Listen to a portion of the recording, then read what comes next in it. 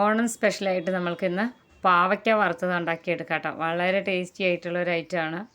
സാധാരണ നമ്മൾ പാവയ്ക്ക കൊണ്ടാട്ടവും മെഴുക്ക് വരട്ടിയൊക്കെ ഉണ്ടാക്കുന്നതിനെക്കാട്ടും വളരെ ടേസ്റ്റി ആയിട്ടുള്ള ഒരു ക്രിസ്പി ഐറ്റമാണ് കേട്ടോ. ഇതിനായിട്ട് ഞാനിവിടെ 3 പാവയ്ക്ക എടുത്തിട്ടുണ്ട്.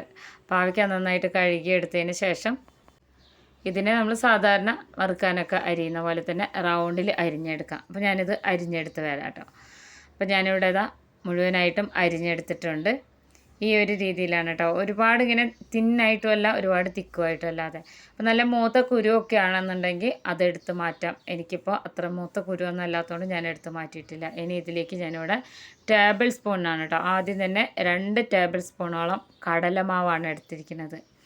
അപ്പോൾ കടലമാവ് ഇട്ട് കൊടുത്തു. ഇനി ഇതിലേക്ക് അരിപ്പൊടി ഇട്ട് കൊടുക്കണം. പത്തിരിപ്പൊടി, നല്ല വറുത്ത പത്തിരിപ്പൊടി ഉണ്ടെങ്കിൽ അതായിരിക്കും കുറച്ചുകൂടെ നല്ലത് കേട്ടോ. പത്തിരിപ്പൊടി ഇട്ട് കൊടുത്തു കഴിഞ്ഞാൽ നല്ല ക്രിസ്പി ആയിട്ടിരിക്കും. അതുകൊണ്ടാണ് കേട്ടോ. പത്തിരിപ്പൊടിയും 1 ടേബിൾ സ്പൂണോളം, 1/2 സ്പൂണോളം ഉപ്പ് ചേർത്ത് കൊടുത്തിട്ടുണ്ട്. ഇനി ഇതിലേക്ക് മഞ്ഞൾപ്പൊടി ചേർത്ത് കൊടുക്കാം. അതും 1/2 സ്പൂണോളം ചേർത്തിട്ടുണ്ട്. ഇത് നമുക്ക് സ്റ്റോർ ചെയ്ത് വെക്കാനും പറ്റും കേട്ടോ. ഇനി ഇതിലേക്ക് നമ്മൾ ചേർത്ത് കൊടുക്കുന്നത് പെരുംജീരകത്തിൻ്റെ പൊടിയാണ് കേട്ടോ. പെരുംജീരകം നമ്മൾ ഇറച്ചി മസാലയിലിടുന്ന 1/2 സ്പൂണോളം.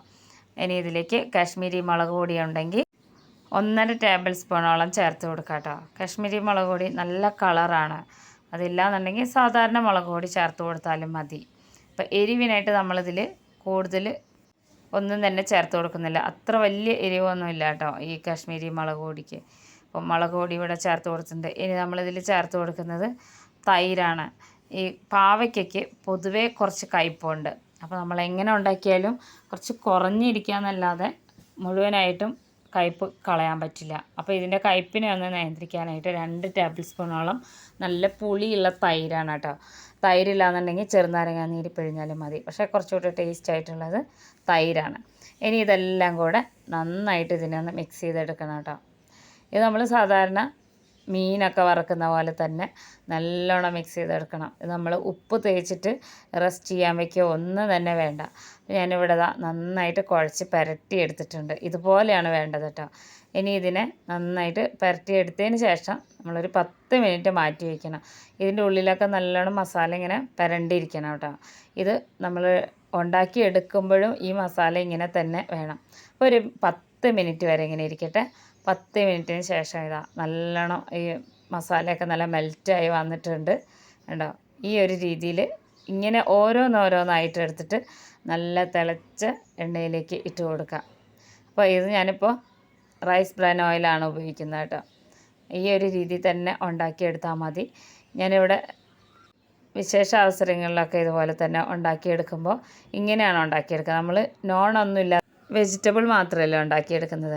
അപ്പോൾ ഇങ്ങനെ ഒരു നമ്മൾ ചിക്കനൊക്കെ ഫ്രൈ ചെയ്യുന്ന പോലെ ഒരു പാവയ്ക്ക ഫ്രൈയും, അതുപോലെ നേരത്തെ ഞാനൊരു വീഡിയോ ഇട്ടിട്ടുണ്ടായിരുന്നു സോയാബീൻ മസാലയും. അത് നല്ല അടിപൊളി മസാലയാണ് കേട്ടോ. അതും കൂടെ ഉണ്ടെങ്കിൽ വേറെ ഒന്നും തന്നെ വേണ്ട. ഈ 2 ഐറ്റവും കൂടെ സദ്യയുടെ കൂടെ ഉണ്ടാക്കി കഴിഞ്ഞാൽ വളരെ ടേസ്റ്റി ആയിരിക്കും കേട്ടോ. ശരിക്കും ചിക്കൻ കറിയുടെ പോലെ തന്നെയാണ്, ചിക്കൻ റോസ്റ്റിൻ്റെ പോലെയാണ് ഞാനിവിടെ നേരത്തെ മസാല ഉണ്ടാക്കിയിട്ടുള്ള സോയാബീൻ മസാല. അപ്പോൾ അത് കാണാത്തവരൊന്ന് കണ്ടു നോക്കണേ. അതുപോലെ തന്നെയാണ് നമ്മൾ ഫിഷ് ഫ്രൈയും ചിക്കൻ ഫ്രൈയും ഒക്കെ ഉണ്ടാക്കുന്നതിനെക്കാട്ടിലും ടേസ്റ്റാണ് കേട്ടോ ഇങ്ങനെ ഈ പാവയ്ക്ക ഉണ്ടാക്കിയെടുക്കുമ്പോൾ. അപ്പോൾ നന്നായിട്ടൊന്ന് ഇളക്കി കൊടുത്ത് മീഡിയം ഫ്ലെയിമിലിട്ട് ഇങ്ങനെ നന്നായിട്ടൊന്ന് മൊരിഞ്ഞ് വരും. നമ്മൾ ഇതിൻ്റെ മുന്നേ ഒരു കായ വറുത്തതിൻ്റെ വീഡിയോ ഇട്ടിട്ടുണ്ട്, കാണാത്തവരൊന്ന് കണ്ടു നോക്കണേ. അപ്പോൾ അതുപോലെ തന്നെ നല്ലോണം മൊരിഞ്ഞ് ഈ ഒരു രീതിയിൽ ഇങ്ങനെ പൊങ്ങി വരും. നല്ലോണം ഒന്ന് ഡ്രൈ ആയെന്ന് തോന്നി കഴിഞ്ഞാൽ ഇങ്ങനെ പൊങ്ങി വരും. ആ സമയത്ത് നമുക്ക് ഇതുപോലെ ഒന്ന് ഇളക്കി കൊടുക്കണം. ഇതിൻ്റെ മസാല ഇതിൽ നിന്ന് വിട്ട് പോകരുത്. ഇതിപ്പോൾ ഏതാണ്ട് ആയിട്ടുണ്ട്, ഒന്നും കൂടി ഒന്ന് ഡ്രൈ ആയി വരണം കേട്ടോ. അപ്പോൾ അതാ നന്നായിട്ട് മൊരിഞ്ഞ് വന്നിട്ടുണ്ട്. ഇതിൻ്റെ ആ ഒരു തിളയൊക്കെ ഇങ്ങനെ നിന്നിട്ടുണ്ട്. ഈ സമയത്ത് നമ്മൾക്കിതിനെ കോരി മാറ്റാം. നല്ല രുചിയാണ് കേട്ടോ.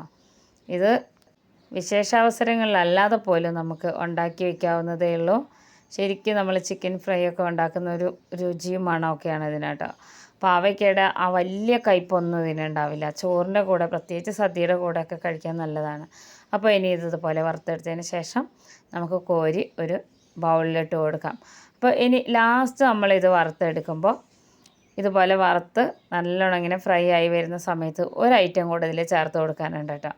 ഞാനിവിടെ 1 പിടിയോളം കറിവേപ്പില ചേർത്ത് കൊടുക്കുന്നുണ്ട്. സാധാരണ നമ്മൾ ചിക്കൻ ഫ്രൈ ഒക്കെ ഉണ്ടാക്കുമ്പോൾ ഇതുപോലെ ഇട്ട് കൊടുക്കില്ലേ, അപ്പോൾ ഇതിനൊരു പ്രത്യേക മണമാണ് കേട്ടോ. ഈ കറിവേപ്പില ഇങ്ങനെ നല്ല മൊരിഞ്ഞ് വന്നതിൻ്റെ. അപ്പോൾ അതാ ഇതും ആയിട്ടുണ്ട്. നമുക്ക് കുറച്ചധികം ഉണ്ടാക്കി ഇതുപോലെ എടുത്തു വയ്ക്കുകയും ചെയ്യാം കേട്ടോ.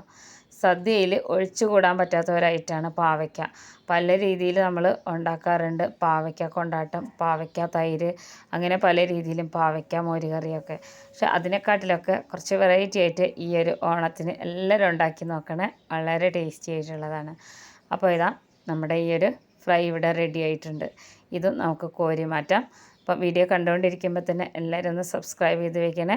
ഫ്രണ്ട്സിനൊക്കെ ഒന്ന് ഷെയർ ചെയ്ത് കൊടുക്കാൻ വേണം കേട്ടോ. അപ്പോൾ ഇതുപോലെയുള്ള ഈസി റെസിപ്പീസുമായിട്ട് നമുക്ക് അടുത്ത വീഡിയോയിൽ കാണാം.